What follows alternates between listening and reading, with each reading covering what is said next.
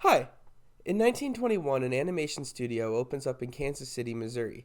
A man named Milton Feld contracted 12 cartoons from the studio, which he was going to call Newman's Laugh-O-Grams. Newman! As such, the studio was called Laugh-O-Gram Studios. Now, they were only ever able to make 9 of these 12 cartoons before the company ran out of money. They just couldn't make any more after that.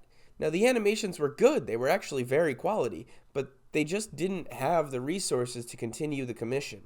Once that commission fell through, the lead animator wanted to turn his attention to making some of the Brothers Grimm fairy tales. He started on a cartoon about Little Red Riding Hood, and his team consisted of some of the best animators ever. Ub Iwerks, Hugh Harman, Fritz Freeling, and Carmen Maxwell, not to mention the lead animator himself, who we're going to get to in a second. Like I said, the quality was there. 5 of the best animators of all time all got their start at Laugh-O-Gram Studios. The problem was financially, they were in the red, and they didn't have the distribution power to get themselves out of that. On September 16th, 1922, Leslie Mace, the studio sales manager, ends up signing a 6-short commission with Pictorial Clubs. Now, this commission was going to give the company a much-needed boost in the arm, $100,000 for all 6 shorts. The catch was they would only get the money when the animations were complete, and that wasn't scheduled to be done until 1924. In the meantime, they only got $100 up front. The same year they got the commission, 1922, Pictorial Clubs goes bankrupt and they lose that commission entirely. Not just that, they lost the time they used to animate it, they had to throw out all the work they were working on, they lost the supplies that they used to make those frames, and they still had to pay their animators. This puts Laugh-O-Gram Studios even more in the red. Things were so bad that the lead animator was living out of his office and showering once a week at Union Station. With that, animators started leaving the company. They wouldn't come back until a few months later when they got a commission from the dentist down the street. For a total $500, the entire staff returned and worked on an animation called Tommy Tucker's Tooth, an educational piece for the dentist. Instead of taking that $500 commission and paying off the debitors, the lead animator took that money and invested it into making a new live-action animation hybrid. He saw what the Fleischers were doing with Out of the Inkwell, an animated character interacting with the real world, and he wanted to do the inverse. A real-life character interacting with an animated world. Alice's Wonderworld starring Virginia Davis begins shooting, and they begin the raw edits of those animations. Now, the studio files for bankruptcy in 1923, shortly after they finish the raw edits of Alice's Wonderworld. The lead animator takes one final small commission from a local wealthy family to film their infant daughter. Family portrait kind of stuff. He then sells his camera to the local pawn shop and buys a one-way ticket to Hollywood. Hopping the train, all he has on him are his personal possessions and the raw edits to Alice's Wonderwall. As you may have guessed, this lead animator is Walt Disney, and we know that he's going to go on to create Disney Studios. No, I'm from South Park. What South Park? Do I own that? No, not yet, sir. But as of right now, he's just a guy on a train with no real destination. He doesn't have a studio to go to when he gets out there. He has no guarantee that this film is going to sell. He has a distributor who's interested in buying it, but they're just interested and these deals fall through all the time. He could very well just end up homeless and broke in Hollywood, just like thousands of other people who have been in the same situation he's in now. This is an all or nothing gamble, and it's not the last time Disney's going to do something like this. So it'll be interesting to see how it plays out from here. That's in 1922 though, so while Disney is busy stinking up his office, we're going to go and talk about the other production companies. We're going to talk about them concurrently, and we're going to come back to Disney when we get up to them. This video is going to cover everything from the 1910s all the way through the 1920s, the silent era. And we're going to take a look at it from the production company's point of view. We're going to see how the money being thrown around affects the animations that were being produced. And I think the best place to start with that is going to be the first official animation company. Started sometime before 1912, J.R. Bray founds Bray Studios, which could be the very first animation production company. There may have been a couple before this that failed. It's kind of hard to tell. There were a lot of film companies that had smaller animation departments, so some of them may have technically been their own production company. It's a little fuzzy, but this is the first one that's definitively for animation. Their first series was JR's own Colonel Heezelire, which ran for 58 episodes between 1913 and 1924. By 1914, 2 years later, Bray has a competitor, Barre Studios, because of course his name is Barre. J.R. Bray founds Bray Studios, and 2 years later, Raoul Barre and his partner William Nolan found Barre Studios. These are two separate companies. They are rivals, and they kind of hate each other. They just happen to be named something very similar. Barre Studios started by making animated advertisements, but they quickly got their own commission from Tommy Lightbulbs himself, making a show called Animated Grouch Chaser. Now, this show was mostly live action with a couple of animated elements in it, but this did open the door for them to continue and make their own animations known as Fables and the Boob Weekly cartoons. I didn't realize this until I started getting images for this video, but Barre Studios invented what's known as the PEG system. Now, the PEG system is still used today. It's 3 tiny little holes that go in the bottom of every frame. These oddly shaped holes perfectly fit the shape of a peg, which would then be used when they shoot the frames back into the camera. Before this, people would use a paper clip or a rubber band to keep the pages together, but the pages would slip and slide, causing inconsistencies in the animation. The PEG system totally eliminated that because every page has to fit into the same pegs. Another thing this did was it helped with flipping and rolling. Flipping and rolling is a technique where an animator would take every page of the animation and put it in between their fingers. They would then flip and roll, flashing the pages in front of them and allowing them to see 5 frames of the animation. This allows them to see the animation before actually putting anything into a projector. One final thing I didn't realize that was going to make things a lot harder to find the images is that there is a Barre dance studio that their marketing team has done a fantastic job, because I can't find any images of the original Barre Studios. So hats off to whoever does the marketing for them.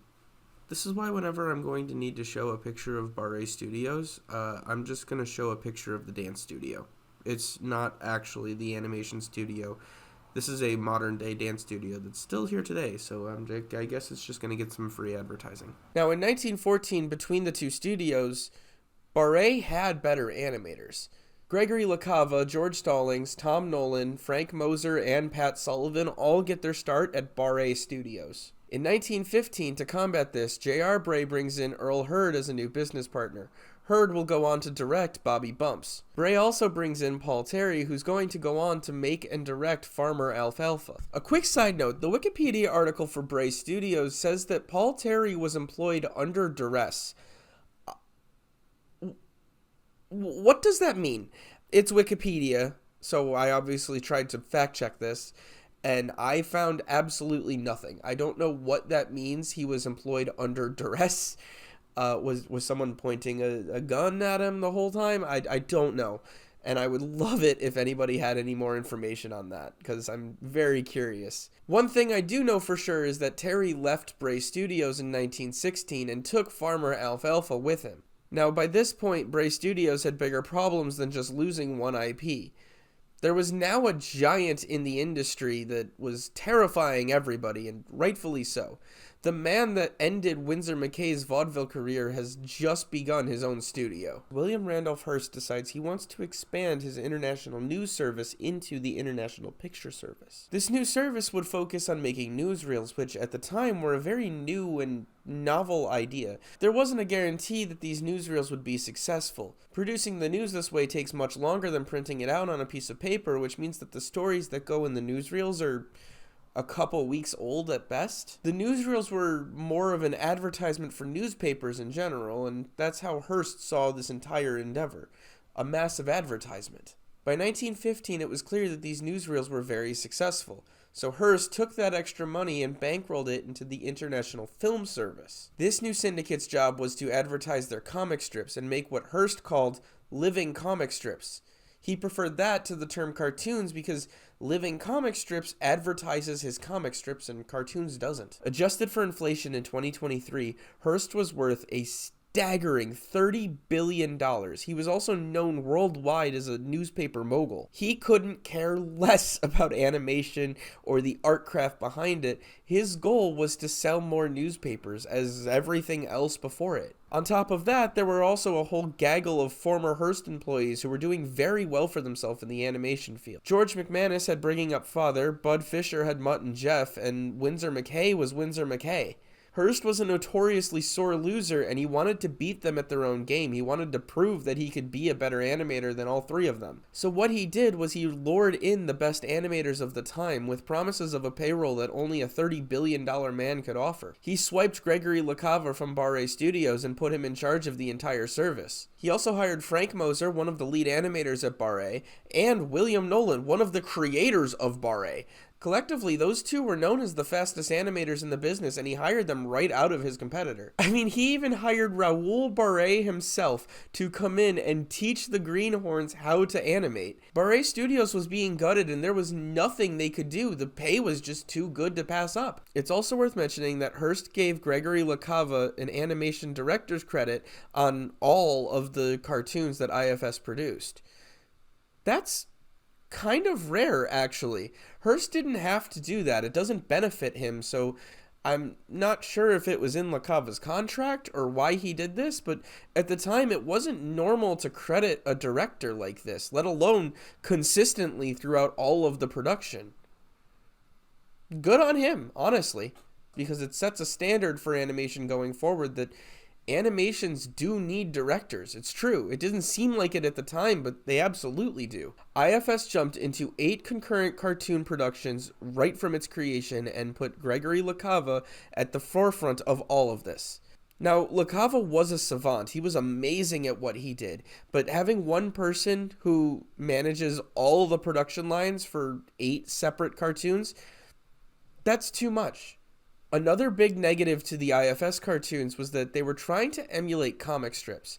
Now, there was motion in all of these cartoons, but instead of using intertitle cutaways like all the other silent movies of the era, they would use speech bubbles. This was supposed to mimic the comic strip that was being advertised, but it had a really negative effect that nobody really saw coming. Quite frankly, all of this was just impossible to read. Jesus! Now seems like a good time to talk about the eye focus point, which I was bringing up in the first video. Eye flow is how your eye moves along the screen, and the eye focus point is the actual point on the screen that your eye is looking at. Artists can control where that is on the screen at all times and how it moves along the screen over the course of time. Now, this is very important in all movies and animation, but especially for editing. You always want the eye focus point to be on whatever is telling your story the best. If you have a massive plot twist going on over here, but everybody is looking at the cool trees up here, they're not going to see the story beat, and therefore your animation/movie is going to suffer for it. Now, the eye flow, the way the point moves along the screen, can make or break your animation as well. It's been used to actually great effect in something like The Good, the Bad, and the Ugly. The way the eye flow shifts from side to side of the screen encourages you to feel tense. You're waiting for something to go off. You're waiting for one of these cowboys to draw their gun, and it goes on for an excruciating 7 minutes. It's a masterpiece. It's so well done. On the flip side, you look at something like Suicide Squad, and the eye is just bleep, bleep, bleep, bleep. It's all over the place, and it hurts to watch. Now, there's a dozen ways an artist can move the focal point along the screen. They can use contrast, they can use patterns and textures or lack thereof. They can have characters point, literally just point or look at something, and then all of a sudden, the audience is going to look at whatever they're pointing at. We're pre-programmed to do that as people. There are at least 2 other ways to move the focal point. The first is motion. If something is moving, you're going to look at it, especially if everything else is not. The second is text. If there's any text, it doesn't have to be a paragraph. Actually, the less words and letters, the better.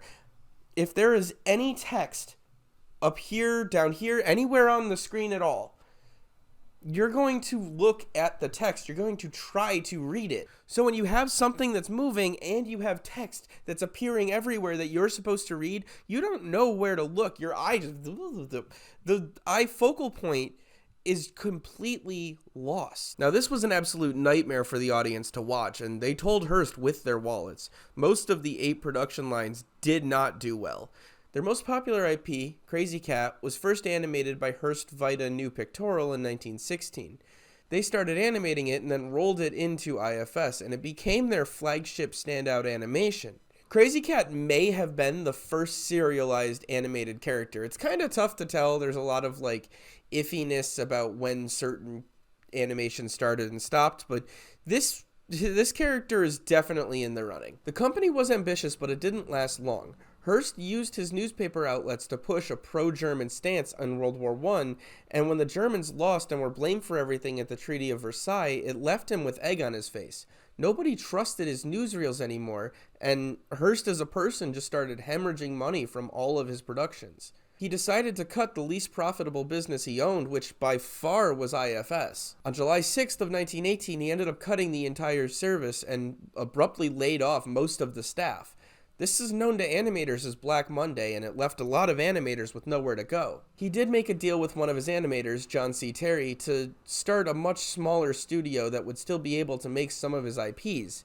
But a year into this endeavor, John C. Terry was poached by Paramount, and again, Hearst was left with a bunch of IPs and nothing to do with them. I think it's fair to call the IFS a bubble. It showed up out of nowhere, purchased all the best animators in the business, and built a massive catalog of cartoons, only to abruptly pop and leave everyone and everything nowhere to go. Now, you may have noticed when I was mentioning the employees at IFS, a lot of them came from Barre Studios. And you may be wondering, how were they able to survive? I mean, both of their co-founders were working for IFS in some capacity. How was the studio able to continue? Sometime in 1916, they were approached by a man named Charles Bowers. He was an independent animator working on Bud Fischer's Mutt and Jeff. Bowers offers them a partnership creating the Bud Fischer Film Company, Bud Fischer being the man who invented Bud and Jeff. In the industry, the studio was known as Barre Bowers Studio, and Mutt and Jeff was their star IP. Bud Fischer was an animator, but from what I can tell, he didn't really work on this project as much, despite being credited in all the animations. Barre would go on to produce the animations, and Bowers would manage the finances. Sources differ on this next part, but Bowers definitely mishandles the books. It's not clear if it was on purpose to embezzle something or if it was just gross negligence, but either way the result is the same. The books are very in the red and cannot be turned around. I couldn't find any information on a court case, but the way everybody acted, it seemed like they were all preparing for one. We're lawyers! In 1918, Barre quit his own studio in an effort to avoid becoming an accomplice to something. Bowers was fired for his negligence, Barre left the studio, Bowers came back, and then was immediately fired again, leaving Bud Fischer the only person in charge of a company that he didn't want control of. And with that, Barre Bowers goes bankrupt in 1923. So that was the fall of Barre, but what about Bray Studios? They're going to continue on through the 20s. Bray ran a very tight crew with 4 units producing cartoons at any given time. When they first began, they were using Path Film Exchange as a distributor, but switched to Paramount in 1916. These Paramount years would be Bray's golden years, and this is where they had the 4-unit structure. Paramount would be the distributor that would get them through IFS's reign. The first unit produced J.R. Bray's Colonel He's a Liar, and the second unit produced Bobby Bumps by Earl Hurd. The third produced one-off animations and educational films, and they were usually directed by Light and Brud, J.D. Leventhal, but there were a couple others in the mix as well. Now, the first 3 are pretty consistent throughout Bray's lifetime. This is what they worked on. But the fourth was a little odd. The first started with Farmer Alfalfa in 1916 by Paul Terry, but Terry left the company a year later and he took his IP with him, leaving the 4th unit unmanned and un-IP'd. Enter Max Fleischer and his incredible rotoscope machine. This machine makes animations. Hot and ready. At the time, it looked like rotoscoping was going to be the way of the future, but pretty quickly into its life, people realized that traditionally hand-drawn stuff just looks better. That said, rotoscoping still looked good, and it looked different, which means that rotoscoping stood out as an art style. This is why Fleischer was able to take over for Terry in the 4th unit, creating Out of the Inkwell. So with the self-sabotaging of the animations going on over at IFS, with Paramount being a consistent distributor, and with Out of the Inkwell as their new series, Bray was able to tide their way through the late 10s. When IFS crashed, Hearst was stuck with a lot of IPs that he just couldn't publish, so he was left with one option. Go to his former rivals and rent the IPs out to them, and they could publish for him. Bray would get the license to a couple of cartoons, starting with Jerry on the Job in 1919. Between 1919 and 1922, Jerry on the Job was animated by Walter Lantz. He said, quote, "I animated one 250-foot Jerry on the Job cartoon every 2 weeks. That kept him consistently busy." So the IFS bubble started as a terrifying scare to Bray, but when it popped, Bray was the last company left standing. They were able to pick up a bunch of staff from Black Monday, and for a while, things looked like they were going great. In 1919, Bray switches distributors from Paramount over to Goldwyn, and if you watched the last video, you know this is where it takes that turn. They rebranded the studio to Bray Pictures Corporation, and at that time, the 4 units were still publishing 3 reels a week, which was consistent and good. That was their benchmark. So on the surface, it seems like a win to Bray that they get to buy out all these animations from IFS, but they can't produce them, not with the 4 units. Very quickly, their costs outweighed their revenues, and Goldwyn was able to buy out all of the stocks out from under Bray, essentially purchasing the entire studio. With Samuel Goldwyn now being the main shareholder, he made changes so that they could produce more of these IFS cartoons that they just bought the rights to. He tried to make the jump from 4 animations to 10, which just wasn't plausible. He did promote Max Fleischer and J.D. Leventhal, the 2 best animators at the company. He made them the supervising director of the entertainment and the technical branches respectively. Goldwyn remodeled their animation company to look more like Goldwyn Pictures, which just didn't translate to the animation pipeline that was already in place at Bray. He bumped up the number of cartoons they were ordered to produce, but never compensated that with a bigger production team. By 1920, all 10 of the animations that Goldwyn requested were being produced simultaneously, with Colonel Hazelire being put on hiatus in 1917. Max Fleischer and Earl Hurd ended up leaving the studio, taking their IPs with them. That's Out of the Inkwell and Bobby Bumps. Fleischer's departure technically left the 4th unit without an IP for the second time, but because of the rearranging that's going on over at Goldwyn, the 4th unit would never be filled again. They would just rearrange the entire system. Vernon Stallings took over for Max Fleischer as supervising director, and Earl Hurd was replaced by Bar A veteran Walter Lantz in 1924. Stallings ended up directing Crazy Cat, and later a revival of Colonel He's a Liar. Now you may be thinking, well, where was JR? The guy that made the company. He kind of just vanished after Goldwyn bought everything.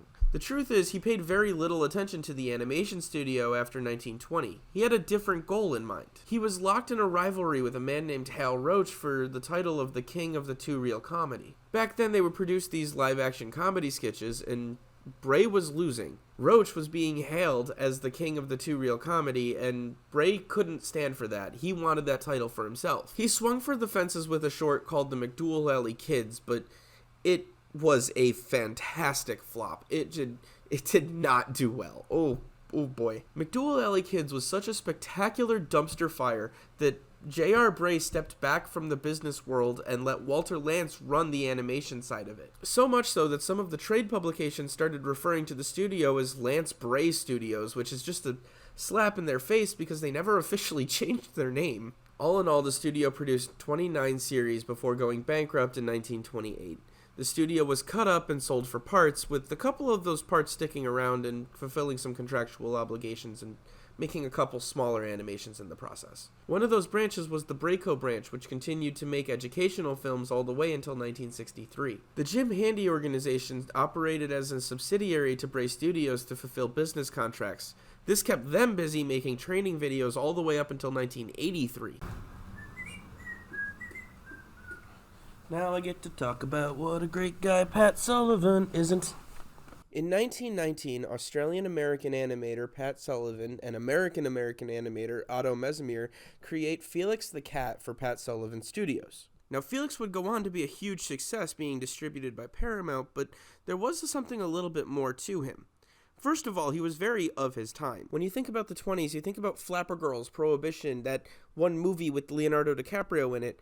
Felix the Cat should be right up there with all of those things. Felix was very of his time. He would make jokes about Prohibition, and he was very clearly set in the modern day. But his creation and the backstory behind him is kind of vague, and we're going to get into why. Right even down to his name, there's dispute about who came up with it. John King from Paramount says that he came up with it when he saw an early draft of the character and said Felix sounds like a good name for a cat. Pat Sullivan countered that and said that he named Felix after an Australian folktale. The cartoon itself was doing okay, but Sullivan had an idea to make a lot more money with it. Merchandising, where the real money from the movie is made. He put Felix on postcards, t-shirts, clocks, and plushies. Jesus! In 1926, a high school in Logansport, Indiana, made him the mascot for the Berries, their football team. Barry's doesn't sound like a very threatening football team name, actually. It's the name of their team, but that's odd. In 1921, Pat Sullivan approaches Henry Warner. Yes, that Warner, asking him to sign a new distribution contract for Felix the Cat. Felix would continue to be a big hit, but not for Warner, because Warner turns this offer down. Pat then goes back to his office where he runs into his secretary, Margaret J. Winkler. He gives her the idea that she should start her own distribution company where she could distribute Felix. And she says yes, apparently, because I do not know where she got the money for this, but she starts her own distribution company. MJ Winkler turns out to be a fantastic distributor, even signing Max and Dave Fleischer from Bray Studios, bringing in Out of the Inkwell. 2 years after this, in 1923, MJ Winkler and Pat Sullivan have a huge falling out. Nobody's 100% sure as to what this falling out was about, but there are some guesses. Now might be a good time to bring up Pat's darker side. Pat Sullivan had some SA convictions, which are very, very bad. He was not a good person. He did time for this. This is not an alleged. This is a he did it. Full stop. I really don't want to get into the specifics of that here, but he was a bad person. He was also a huge racist. According to one of his employees, a Mexican animator named Rudy Zamora, he refused to work with African American people. Rudy tells a story where an African American man outperformed him in the interview, but Pat Sullivan still gave the job to Rudy because his skin was lighter. Nobody is really 100% sure what set off the quarrel between MJ Winkler and Pat Sullivan, but pick a number. They were still under contract when this feud began, and MJ Winkler, though she was nothing but professional, she didn't even try to hold a professional conversation with him. She just stopped talking to him entirely. And when your distributor refuses to talk to you, that does not bode well for your IP. That same year, 1923, Max Fleischer creates Red Seal, meaning that he doesn't need MJ Winkler to be his distributor anymore. Something I could have expanded on a little better in the previous video is that Alfred Weiss was the president of Red Seal for a short period of time. I was also able to finally find a picture of him so you don't have to look at an anime. Winkler Studios lost their biggest cash cow, Out of the Inkwell, and their second biggest IP was now hanging by a single contract. Margaret needed something new to distribute soon. This is when she receives an unreleased short in the mail from Kansas City. Alice's Wonderworld, which is already mostly produced by Laugh-O-Gram Studios, is in desperate need of a new distributor. She writes to a then struggling Walt Disney and says that she's interested in distributing the film, which is when he hops that train. Now, by the time the actual offer came through, Laugh-O-Gram Studios was closed down, but Disney had already set up shop in Hollywood under the new Disney Studios. Laugh-O-Gram may have gone bankrupt, but Disney Studios was a totally clean slate and had most of the same staff. Walt himself even convinced Virginia Davis's family to move from Missouri all the way to Hollywood just so that Virginia could be Alice in the first 14 shorts. Things were actually looking really good for Disney. He now had a steady production line and a distributor. In 1924, Winkler marries a man named Charles Mintz, who ends up taking her position in the company. In 1925, the contract for Felix the Cat expires. Pat Sullivan offers to extend the contract, but MJ Winkler vetoes the entire deal and cuts out Felix entirely.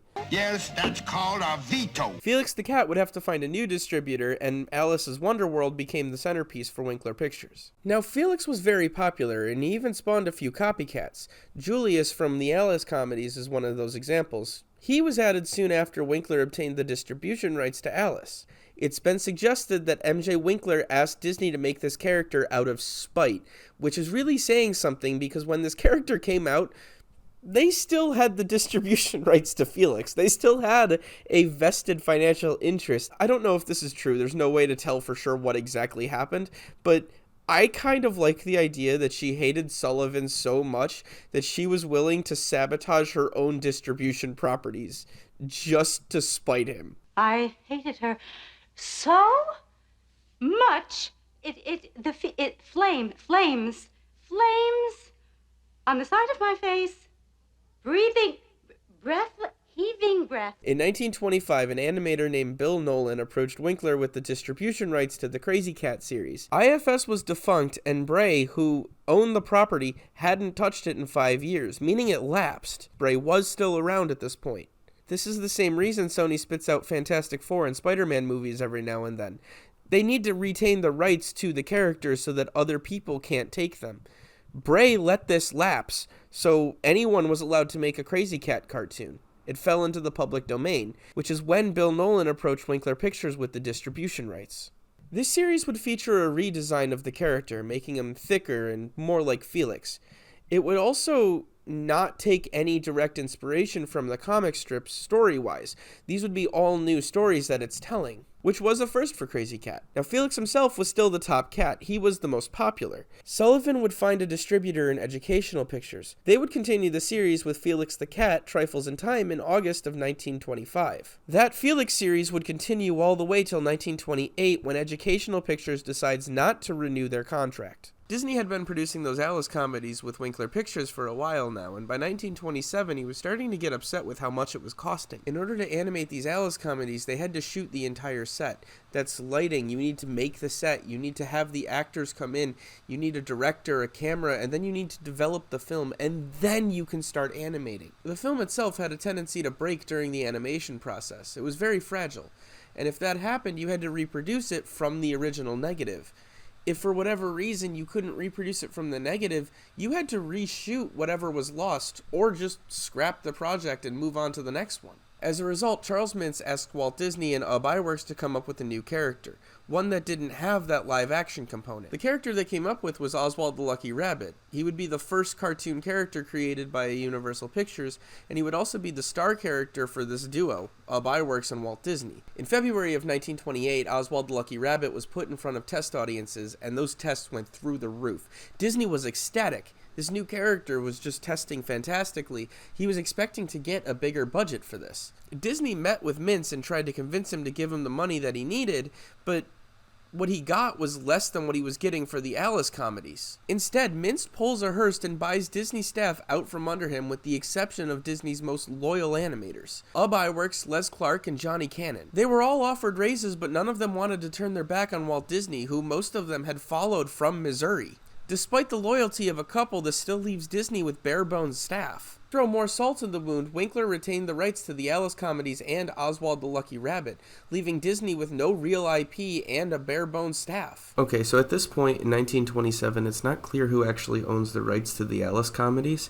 If it is Winkler, Winkler doesn't want to produce them anymore, and if it's Disney, Disney doesn't have the money to produce them anymore, so either way, the last Alice comedy came out August 22nd of 1927. Now seems like a good time to bring up this little ditty. In the 2009 movie Up, the antagonist, Charles Muntz, is a wealthy, famous adventurer who gets wealthy and famous by stealing the hard work and credit of other, more qualified adventurers. Snap back to reality, up there goes gravity, up there goes the rabbit back to Winkler Pictures for only another year before they lose the animation rights to Walter Lantz in 1928. Things were looking better on the Crazy Cat front.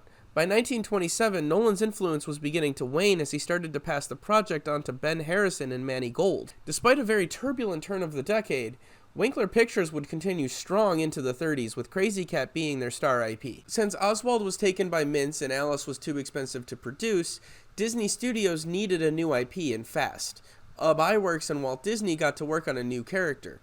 Now, cats had ruled the 20s, but we're starting to get to the turn of the century, and this time they wanted to make a mouse. They made his debut in the first two films, Plain Crazy and The Galloping Gaucho. Neither were a huge hit, and both failed to get a distributor. Disney needed to knock one out of the park, and now. Walt was convinced there was only one aspect they needed to add for this character to take off. On October 6th of 1927, Warner Brothers releases the movie The Jazz Singer. It's mostly silent, with those intertitle cutaways that the silent era became known for, but notably there are 6 songs, all performed by Al Jolson. After his first bombastic song, Al turns to the crowd and says, Wait a minute, you ain't heard nothing yet. Wait a minute, I tell you, you ain't heard nothing. You want to hear Tootsie? All right, hold on. Before erupting into another song. As a film buff, I'm contractually obligated to tell you when I know that a line has been improvised. This one was improvised. The original plan was to just have the movie be scored by those 6 songs, and to have dialogue was just unheard of. But Warner Brothers made the decision to keep those ad-libs in. Adding dialogue to their movie made it a smash hit, and the industry got turned entirely on its head. All film up until this point was mostly silent. The smaller movie theaters would get a piano player to come in, and the larger ones would get an entire orchestra. Some movie directors would actually even score their own movies and give the sheet music to the orchestra to play at certain scenes. But nothing like this. This was sound on film. This was always Al Jolson singing every single time. This was new. This was revolutionary. And there's just something kind of poetic about the first lines of dialogue being an excited singer thrilled that he gets to entertain you with another 5 songs. It's kind of nice. By 1928, sound was starting to spill into animation. Fleischer was working on this with the Inkwell Imp series, and Paul Terry created Dinner Time, which was produced by Van Buren. Walt Disney himself cited the jazz singer as the main inspiration to giving Mickey his voice. In the fall of 1928, Disney releases Steamboat Willie, animated by Ub Iwerks. This makes Mickey Mouse an overnight success. Like, a huge, legendary hit. It wasn't the first animation to have audio. It was probably the 9th or 10th, but the synchronization on it was just so good that Google will still tell you that it is today.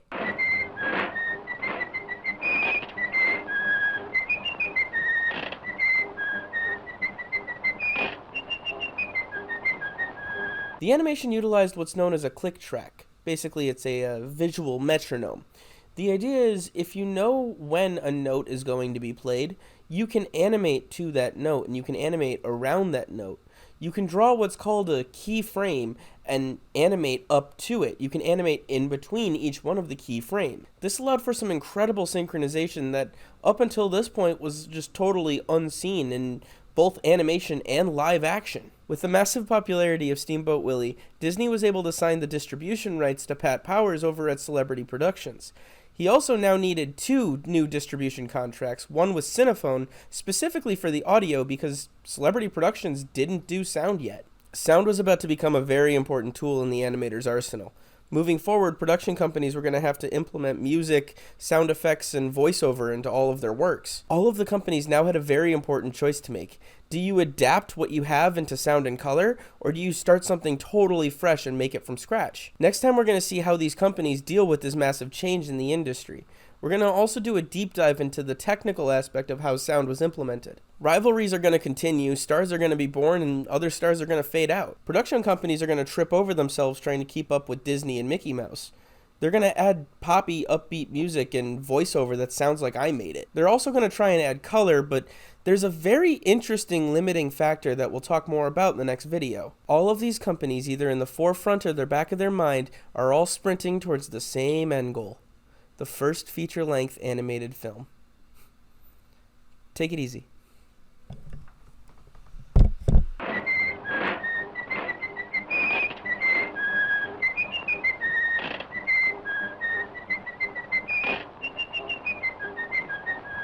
Quite frankly, all of this was just impossible to read. Jesus! I touched on